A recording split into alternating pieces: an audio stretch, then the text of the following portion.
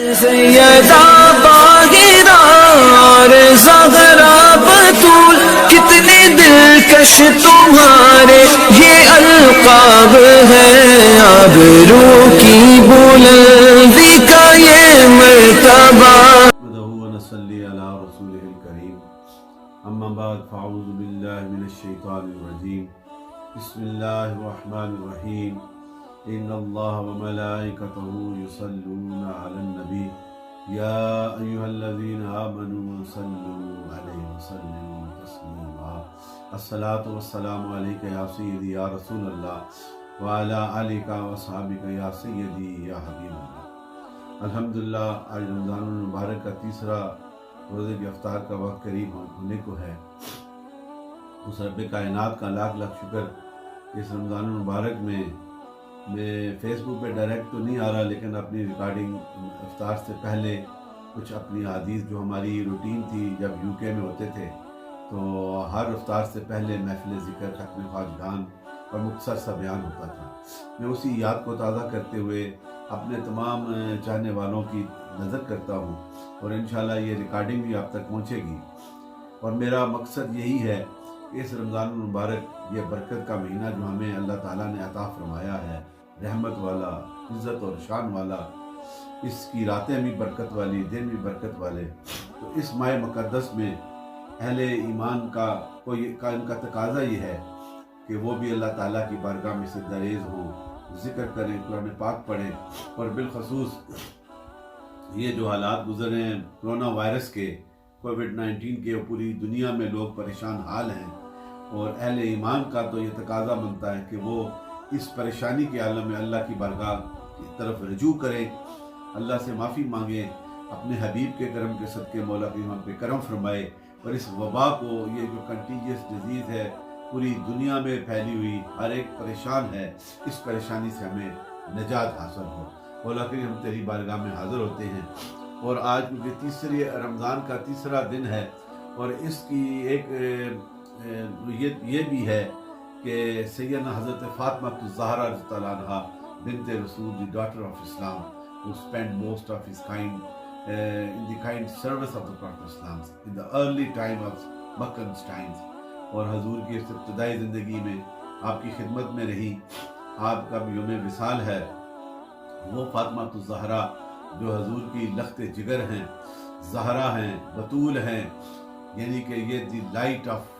Hope and the light of brightness. اور ان کے متعلق حضور آقا مدنی تاجدار نے جب آپ کا عقد حضرت علی سے فرمایا، تو اس سے پہلے حضرت عمر فاروق، حضرت سیدنا ابو بکر صدیق بھی حضور کے در اقدس پہ حاضری اس عقد کے لیے، نکاح کے لیے آئے، لیکن سرکار نے فرمایا تھا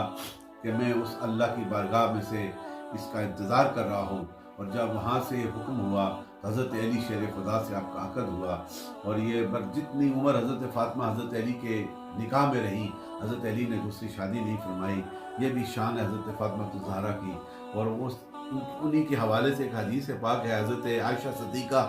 رضی اللہ تعالیٰ عنہا سے، کہ حضور فرماتے ہیں میری بیٹی کا وہ مقام اور عزت ہے کہ جب میدان محشر سجا جائے گا، اور اس وقت جب حضرت فاطمہ الزہرا کی سواری آئے گی، تو پھر یہ القاء کر دیا جائے گا، یہ اعلان ہوگا کہ اہل محشر اپنی نظروں کو جھکا لو کہ بنت رسول، بطول سیدنا حضرت محمد مصطفیٰ صلی اللہ علیہ وسلم، رخت جگر کا ٹکڑا حضرت فاطمہ الزہرا تعالیٰ عنہا کی سواری آ رہی ہے۔ یہ شان اور عظمت ہے کہ جس در پہ سورج بھی جو ہے اجازت لے کے اپنی کرنیں بکھیرتا ہے، جبریل بھی اجازت سے آتا ہے، اور یہ شان ہے اس آقا کے، اس بیٹی کی، اور ان کا کریکٹر دیکھیں کہ اپنے گھر میں اپنے آٹا جو ہے پیسنے کی چکی بھی خود فرماتی ہیں، گھر کے کام بھی فرماتی ہیں، اور ابتدائی دور میں حضور کی خدمت میں رہیں، اور جب سرکار نے دین حق کا اعلان کیا، تو آپ ایک واقعہ یہ ہے، مختصر کرتا ہوں، کعبۃ اللہ میں جب سرکار مدینہ تاجدار مدینہ نماز پڑھ رہے تھے، تو ان میں سے ابو جہل اور اس کے 6 ساتھیوں نے آ کر اوجڑی جو ہے اونٹ کی ڈال دی، placenta of the camels poured on the blessing shoulder of the Prophet ﷺ۔ اور جب پتہ چلا تو حضرت فاطمہ الزہرا she came and she whipped off، انہوں نے اتارا، اور پھر یہ بد دعا بھی کی کہ جنہوں نے میرے والد، اس کریم والد کی سر پہ یہ گند ڈالا ہے، مولا کریم انہیں سزا دی ہے۔ اور یہ واقعہ پھر جب وہ دعا قبول ہوئی اور غزوہ بدر میں ابو جہل سمیت وہ 6 جن شیطانوں نے یہ عمل کیا تھا وہ سارے واصل جہنم ہوئے۔ تو میرے دوستو ان کے وصال کے دن بھی ہم اللہ کی بارگاہ میں دعا کرتے ہیں کہ اب بنت رسول حضرت فاطمہ الزہرا تعالیٰ عنہا کے کرم کے صدقے سے ہم پہ کرم فرمائے اور اس رمضان المبارک کی برکتیں ہمیں سمیٹنے کی توفیق عطا فرمائے۔ ایک حدیث جو میرا روٹین کے ساتھ میں سناتا ہوں آج بھی رمضان شریف کے حوالے سے، حدیث پاک جو مسلم، بخاری اور ابن ماجہ سے یہ روایت ہے، مسند احمد سے بھی حدیث ہے، روایت ہے، درامی سے بھی روایت ہے، حضرت ابو ہریرہ رضی اللہ عنہ سے یہ حدیث ہے کہ آپ فرماتے ہیں رسول اللہ صلی اللہ علیہ وسلم نے فرمایا ابن آدم کا ہر نیک عمل 10 گنا سے لے کر 700 گنا تک بڑھا دیا جائے گا، کیونکہ ایک عمل کرے تو اس کا ثواب reward 10 times and it goes to up to 700 times reward ملے گا۔ تو پھر اللہ تعالیٰ فرماتا ہے سوائے روزے کے، یہ عمل جو ہے نیکی کا جو بھی کرے گا اس روزے کے ہٹ کے، سوائے روزے کے، کیونکہ وہ میرے لیے ہے اور میں ہی اس کا بدلہ دوں گا۔ یہ شان ہے اس روزے کی کہ اللہ تعالیٰ خود فرماتا ہے کہ اس کا بدلہ میں خود اپنے اس بندے کو جو میری خاطر روزہ رکھتا ہے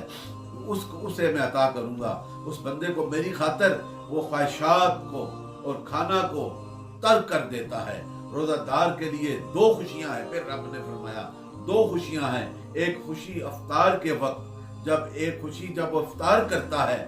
جب کھانا کھاتا ہے یا پانی پیتا ہے تو اسے راحت حاصل ہوتی ہے، ایک خوشی وہ ہے، اور کہا ایک خوشی اپنے رب سے ملاقات کے وقت اس روزے دار کو نصیب ہوگی۔ یہ 2 خوشیاں بھی نصیب ہوتی ہیں۔ اور پھر روزہ دار کے منہ کی جو بو ہے اللہ کو کستوری کی خوشبو سے بھی زیادہ پسند ہے، کیونکہ اس کے بندہ جو ہے اس کی رضا کی خاطر روزہ رکھتا ہے۔ جب اس کی خاطر بھوکا رہتا ہے، جب دنیا کے نفس سے پاک رہتا ہے، دنیا کی برائیوں سے دور رہتا ہے، تو میرا رب اعلان کرتا ہے کہ اس کے منہ سے جو بدبو ہے وہ خوشبو جو ہے اللہ کی بارگاہ میں کستوری سے بھی اعلیٰ ہے۔